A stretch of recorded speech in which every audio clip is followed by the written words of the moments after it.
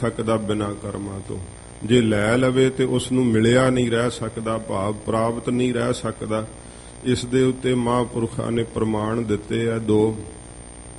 ਸਾਧ ਸੰਗਤ ਜੀ, ਜਿਵੇਂ ਜਿਹੜਾ ਇਹ ਕਰਮਾਂ ਦਾ ਲੇਖ ਹੈ ਨਾ, ਇਹ ਵਾਹਿਗੁਰੂ ਜੀ ਲਿਖਦੇ ਆ। ਜੋ ਕੁਝ ਮਹਾਰਾਜ ਜੀ ਨੇ ਲੇਖ ਪਾ ਦਿੱਤੇ ਆ ਨਾ, ਸਤਿਗੁਰੂ ਜੀ ਕਹਿੰਦੇ ਉਹਨਾਂ ਲੇਖਾਂ ਦੇ ਮੁਤਾਬਕ ਜੀਵ ਸੰਸਾਰ ਦੇ ਅੰਦਰ ਜਿਉਂਦਾ ਏ। ਜੋ ਕੁਛ ਉਸ ਨੂੰ ਪ੍ਰਾਪਤ ਹੋਣਾ ਹੈ, ਜਿੰਨੀ ਵਡਿਆਈ ਹੈ, ਜਿੰਨੀ ਲਹਾਈ ਹੈ, ਇਹ ਸਭ ਵਾਹਿਗੁਰੂ ਜੀ ਨੇ ਕਰਮਾਂ ਦੇ ਲੇਖ ਲਿਖ ਦਿੱਤੇ ਹਨ। ਤੇ ਸਤਿਗੁਰੂ ਜੀ ਕਹਿੰਦੇ, ਭਾਈ ਸਿੱਧੋ, ਜਿੰਨੀ ਵੀ ਇਹ ਪੈਦਾ ਕੀਤੀ ਹੋਈ ਸ੍ਰਿਸ਼ਟੀ ਅਸੀਂ ਵੇਖ ਰਹੇ ਹਾਂ ਵਾਹਿਗੁਰੂ ਦੀ, ਬਿਨਾਂ ਕਰਮਾਂ ਤੋਂ ਕਿਸੇ ਨੂੰ ਕੁਝ ਨਹੀਂ ਪ੍ਰਾਪਤ ਹੁੰਦਾ। ਉਹਦੇ ਤੇ ਸਾਧ ਸੰਗਤ ਜੀ ਸਾਖੀ ਹੈ ਕਿ ਇੱਕ ਕੋਈ ਗਰੀਬ ਆਦਮੀ ਸੀਗਾ, ਆਪਣੇ ਪਰਿਵਾਰ ਸਮੇਤ ਗੁਜ਼ਾਰਾ ਕਰਦਾ ਸੀ ਤੇ ਉਸ ਦੇ ਮਨ ਦੇ ਅੰਦਰ ਖਿਆਲ ਪ੍ਰਗਟ ਹੋਇਆ ਕਿ ਸ਼ਿਵ ਜੀ ਦੀ ਉਪਾਸਨਾ ਕਰਨ ਲੱਗਾ। ਜਦੋਂ ਉਪਾਸਨਾ ਕੀਤੀ, ਸਮਝਣ ਮਾਤਰ ਸੇ ਹੈ, ਤੇ ਸ਼ਿਵ ਜੀ ਭਗਵਾਨ ਪ੍ਰਗਟ ਹੋਏ।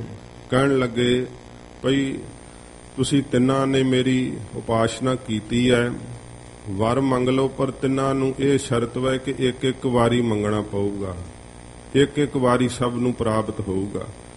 ਤੋ ਸਭ ਤੋਂ ਪਹਿਲਾਂ ਜੋ ਉਸ ਦੀ ਗਰੀਬ ਆਦਮੀ ਦੀ ਇਸਤਰੀ ਸੀ, ਉਸ ਨੇ ਵਰ ਮੰਗਿਆ ਕਿ ਗਰੀਬੀ ਕਰਕੇ ਮੇਰਾ ਸਰੂਪ ਸੁੰਦਰ ਨਹੀਂ ਰਿਹਾ ਤੇ ਮੈਨੂੰ ਸੁੰਦਰ ਸਰੂਪ ਜਿਹੜਾ ਜਵਾਨੀ ਵਾਲਾ ਉਹ ਪ੍ਰਾਪਤ ਹੋਵੇ। ਉਹ ਤਥਾਸਤੂ ਕਹਿਤਾ ਤੇ ਉਸ ਨੂੰ ਸੁੰਦਰ ਸਰੂਪ ਪ੍ਰਾਪਤ ਹੋ ਗਿਆ। ਜਦੋਂ ਸੁੰਦਰ ਸਰੂਪ ਪ੍ਰਾਪਤ ਹੋਇਆ, ਉੱਥੇ ਰਾਜਾ ਸ਼ਿਕਾਰ ਖੇਡਦਾ ਹੋਇਆ ਆਇਆ, ਉਹਦੇ ਸਰੂਪ ਤੇ ਮੋਹਿਤ ਹੋ ਗਿਆ, ਉਸ ਨੂੰ ਆਪਣੇ ਨਾਲ ਹੀ ਉਠਾ ਕੇ ਲੈ ਤੁਰਿਆ। ਉਹ ਵੀ ਪ੍ਰਭਾਵਿਤ ਹੋ ਕਰਕੇ ਰਾਜੇ ਨਾਲ ਹੀ ਤੁਰ ਪਈ। ਉਸ ਨੂੰ ਬੜਾ ਗੁੱਸਾ ਆਇਆ, ਜਿਹੜਾ ਉਹਦਾ ਪਤੀ ਸੀਗਾ। ਉਹਨੇ ਸ਼ਿਵ ਜੀ ਨੇ ਪੁੱਛਿਆ, ਹੁਣ ਤੂੰ ਵਰ ਮੰਗ ਲੈ, ਤੇਰੀ ਵਾਰੀ ਹੈ। ਕਹਿੰਦਾ, ਮਹਾਰਾਜ ਇਹ ਜਿਹੜੀ ਮੇਰੀ ਘਰ ਵਾਲੀ, ਇਹਨੂੰ ਸੂਰੀ ਬਣਾ ਦਿਓ। ਉਹ ਜਦੋਂ ਰਾਜੇ ਨੇ ਘੋੜੇ ਦੇ ਪਿੱਛੇ ਚੜਾਈ ਹੋਈ, ਉਹ ਸੂਰੀ ਬਣੀ, ਘੁਰ-ਘੁਰ ਕਰਨ ਲੱਗੀ। ਉਸਨੇ ਵੇਖਿਆ ਤਾਂ ਬੁਰੀ ਬਲਾ ਸੁੱਟ ਦਿੱਤਾ ਉਸਨੇ, ਤੇ ਸੂਰੀ ਜਿਹੜੀ ਸੀ ਉਹ ਬਣੀ ਹੋਈ ਘੁਰ-ਘੁਰ ਕਰਦੀ ਹੋਈ ਆਪਣੇ ਬੱਚੇ ਦੇ ਲਾਗੇ ਆ ਕਰਕੇ ਖਲੋ ਗਈ। ਸ਼ਿਵ ਜੀ ਉਸ ਦੇ ਪੁੱਤਰ ਨੂੰ ਕਹਿੰਦਾ, ਹੁਣ ਤੇਰੀ ਵਾਰੀ ਹੈ, ਤੂੰ ਵਰ ਮੰਗ ਲੈ। ਕਹਿੰਦਾ, ਮਹਾਰਾਜ ਮੇਰੀ ਮਾਤਾ ਨੂੰ ਪਹਿਲਾਂ ਵਰਗਾ ਹੀ ਬਣਾ ਦਿਓ ਜਿਹੋ ਜੀ ਸੀਗੀ ਉਹ। ਤੇ ਉਹ ਕਹਿੰਦਾ, ਚੰਗਾ। ਉਹ ਪਹਿਲਾਂ ਵਰਗੀ ਫਿਰ ਬਣ ਗਈ। ਵਰ ਤਿੰਨਾਂ ਨੇ ਹੀ ਮੰਗ ਲਏ ਤੇ ਪਰ ਉਹੋ ਜਿਹੇ ਹੀ ਰਹੇ ਜਿਹੋ ਜੇ ਪਹਿਲਾਂ ਸੀਗੇ। ਜਿਹੋ ਜਿਹਾ ਲੇਖਾਂ ਵਿੱਚ ਲਿਖਿਆ ਹੋਇਆ ਨਾ, ਉਹਦੇ ਮੁਤਾਬਕ ਹੀ ਸਾਧ ਸੰਗਤ ਜੀ ਜੀਵ ਨੂੰ ਪ੍ਰਾਪਤ ਹੁੰਦਾ ਹੈ। ਜੇ ਕੋਈ ਜਿੰਨਾ ਮਰਜ਼ੀ ਯਤਨ ਕਰ ਲਵੇ, ਪਰਮੇਸ਼ਰ ਵਾਹਿਗੁਰੂ ਜੀ ਨੇ ਜੋ ਲੇਖ ਪਾ ਦਿੱਤੇ ਹੈ, ਇਹ ਲੇਖ ਘੜੇ ਜਾਂਦੇ ਆ ਤਾਂ ਸਤ ਸੰਗਤ ਵਿੱਚ ਸਤਿਗੁਰਾਂ ਜੀ ਦੇ ਚਰਨਾਂ ਵਿੱਚ ਘੜੇ ਜਾਂਦੇ। ਸਾਧ ਸੰਗਤ ਜੀ, ਜਦੋਂ ਮਨੁੱਖ ਅੰਦਰ ਲਾਲਸਾ ਪੈਦਾ ਕਰਦਾ ਹੈ, ਆਪਣੀ ਪਰਰਬਤ ਦਾ ਸ਼ਾਕਰ ਨਹੀਂ ਬਣਦਾ, ਸਤਿਗੁਰੂ ਜੀ ਸਿੱਖਿਆ ਦਿੰਦੇ ਆ, ਸਿੱਧੋ ਜੋ ਵਾਹਿਗੁਰੂ ਨੇ ਕਰਮਾਂ ਵਿੱਚ ਲਿਖਿਆ, ਇਸ ਤੋਂ ਵੱਧ ਕਰਕੇ ਕੋਈ ਕੀ ਪ੍ਰਾਪਤ ਕਰ ਲਵੇਗਾ। ਕਹਿੰਦੇ, ਇੱਕ ਵਾਰੀ ਲక్ష్ਮੀ ਦਾ ਤੇ ਕਰਮ ਦੇਵਤੇ ਦਾ ਸੰਵਾਦ ਹੋ ਗਿਆ। ਲక్ష్ਮੀ ਕਹਿੰਦੀ, ਮੈਂ ਜਿਹਨੂੰ ਚਾਹਾਂ ਨਿਹਾਲ ਕਰ ਸਕਦੀ ਹਾਂ। ਕਰਮ ਦੇਵਤਾ ਕਹਿਣ ਲੱਗਾ, ਜਿੰਨਾ ਚਿਰ ਮੈਂ ਨਹੀਂ ਨਾ ਕਿਰਪਾ ਕਰਦਾ, ਉਹਨਾਂ ਚਿਰ ਤੂੰ ਕੁਝ ਵੀ ਨਹੀਂ ਕਰ ਸਕਦੀ।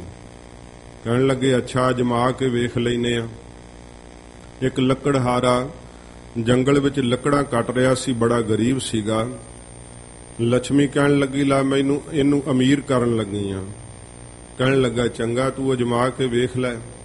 ਉਹਨੇ ਮੋਹਰਾਂ ਦੀ ਭਰੀ ਥੈਲੀ ਜਿਹੜੀ ਸੀ ਉਸ ਲੱਕੜਹਾਰੇ ਨੂੰ ਦਿੱਤੀ ਕਿ ਤੂੰ ਕਿਉਂ ਗਰੀਬੀ ਵਿੱਚ ਐਵੇਂ ਲੱਕੜਾਂ ਕੱਟੀ ਜਾ ਰਿਹਾ, ਤੇ ਲੈ ਆਪਣੀ ਗਰੀਬੀ ਦੂਰ ਕਰ ਲੈ, ਇਹ ਮੋਹਰਾਂ ਲੈ ਲੈ। ਉਹ ਮੋਹਰਾਂ ਲੈ ਕਰਕੇ ਬੜਾ ਖੁਸ਼ ਹੋਇਆ ਲੱਕੜਹਾਰਾ, ਘਰ ਨੂੰ ਤੁਰ ਪਿਆ।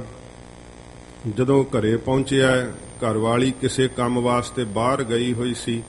ਇਸ ਨੇ ਸੋਚਿਆ ਕਿ ਮੋਹਰਾਂ ਲੈ ਕੇ ਇੱਧਰ ਉੱਧਰ ਫਿਰਾਂਗਾ, ਗਰੀਬ ਵੇਖ ਕੇ ਕਿਸੇ ਨੇ ਸ਼ੱਕ ਕਰਨਾ ਹੈ ਕਿ ਮੋਹਰਾਂ ਇਹਦੇ ਕੋਲ ਇੰਨੀਆਂ ਕਿਵੇਂ ਆ ਗਈਆਂ। ਉਹਨੇ ਘਰ ਵਿੱਚ ਚਲਾ ਕੇ ਬਾਹਰੋਂ ਹੀ ਜਿਹੜੀਆਂ ਸਿੱਟ ਦਿੱਤੀਆਂ ਤੇ ਘਰ ਵਾਲੀ ਨੂੰ ਵੇਖਣ ਵਾਸਤੇ ਚਲੇ ਗਿਆ। ਗੁਆਂਢਣ ਨੇ ਵੇਖ ਲਿਆ ਕਿ ਕੋਈ ਚੀਜ਼ ਡਿੱਗੀ ਹੈ।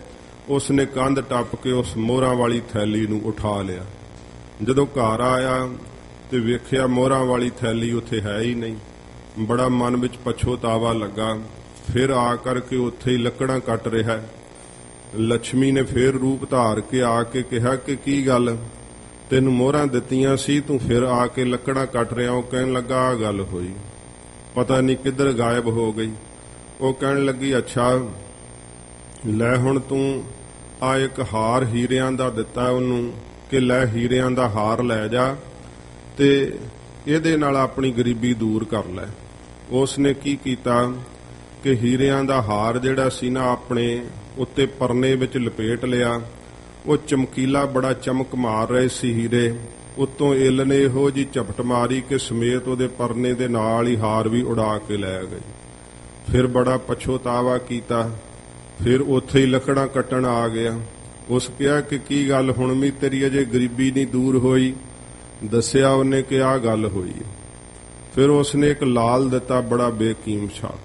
ਕਹਿਣ ਲੱਗੀ ਲੈ ਹੁਣ ਇਹਨੂੰ ਨਾ ਕਿਤੇ ਗਵਾ ਲਈ ਤੇ ਇਹਦੇ ਨਾਲ ਆਪਣੀ ਗਰੀਬੀ ਦੂਰ ਕਰ ਲੈ। ਜੇ ਕਰਮਾਂ ਵਿੱਚ ਨਹੀਂ ਤੇ ਫਿਰ ਕਿਵੇਂ ਪ੍ਰਾਪਤ ਹੋ ਸਕਦੀ ਸੀ ਲక్ష్ਮੀ ਵੀ। ਉਹ ਕਹਿਣ ਲੱਗੇ ਲੱਗੀ ਪਿਆਸ ਤੇ ਪਾਣੀ ਪੀਣ ਲੱਗਾ ਤੇ ਖੀਸੇ ਵਿੱਚੋਂ ਲਾਲ ਨਿਕਲ ਕੇ ਪਾਣੀ ਵਿੱਚ ਜਾ ਡਿੱਗਾ। ਫਿਰ ਆ ਕਰਕੇ ਉੱਥੇ ਹੀ ਲੱਕੜਾਂ ਕੱਟ ਰਿਹਾ। 3 ਵਾਰੀ ਲక్ష్ਮੀ ਨੇ ਉਹਨੂੰ ਅਮੀਰ ਕਰਨ ਦਾ ਯਤਨ ਕੀਤਾ, ਮਾਇਆ ਦੇਣ ਦਾ ਯਤਨ ਕੀਤਾ, ਪਰ ਉਹਦੇ ਕਰਮਾਂ ਵਿੱਚ ਨਾ ਸੀ ਪ੍ਰਾਪਤ, ਨਾ ਸੀ ਹੋ ਰਹੀ। ਫਿਰ ਕਰਮ ਦੇਵਤਾ ਕਹਿਣ ਲੱਗਾ ਕਿ ਹੁਣ ਤੂੰ 3 ਵਾਰ ਆਪਦੀ ਸ਼ਕਤੀ ਅਜਮਾ ਲਈ ਹੈ, ਲੈ ਹੁਣ ਮੇਰੀ ਸ਼ਕਤੀ ਵੇਖ। ਕਰਮ ਦੇਵਤਾ ਕਹਿੰਦਾ ਮੈਂ ਇਹਨੂੰ ਕੋਈ ਬਹੁਤੀ ਮਾਇਆ ਨਹੀਂ ਦੇਣੀ, ਪਰ ਵੇਖ ਜੋ ਕੁਝ ਤੈਂ ਦਿੱਤਾ ਉਹ ਸਭ ਕੁਝ ਕਿਵੇਂ ਪ੍ਰਾਪਤ ਹੁੰਦਾ ਹੁਣ ਇਹਨੂੰ। ਕਰਮ ਦੇਵਤੇ ਨੇ ਰੂਪ ਧਾਰਿਆ ਤੇ ਕਹਿਣ ਲੱਗਾ ਇਹ ਲੱਕੜਹਾਰਾ ਤੂੰ ਬੜਾ ਗਰੀਬ ਲੱਗਦਾ ਹੈ। ਤੇ ਕਹਿਣ ਲੱਗਾ ਹਾਂ ਮੇਰੇ ਭਾਗਾਂ ਵਿੱਚ ਮਾਇਆ ਹੈ ਨਹੀਂ, ਮੈਨੂੰ ਬੜਾ ਕੁਝ ਪ੍ਰਾਪਤ ਹੋਇਆ ਪਰ ਮਿਲ ਕੁਝ ਵੀ ਨਹੀਂ ਮੈਨੂੰ ਰਿਹਾ, ਮੇਰੇ ਕੋਲ ਨਹੀਂ ਪ੍ਰਾਪਤ ਰਹਿੰਦਾ। ਕਹਿਣ ਲੱਗਾ ਤੂੰ ਭੁੱਖਾ ਲੱਗਦਾ, ਲੈ 2 ਪੈਸੇ ਤੇ ਕੁਝ ਲੈ ਕੇ ਖਾ ਲੈ। 2 ਪੈਸੇ ਉਸ ਨੂੰ ਦਿੱਤੇ।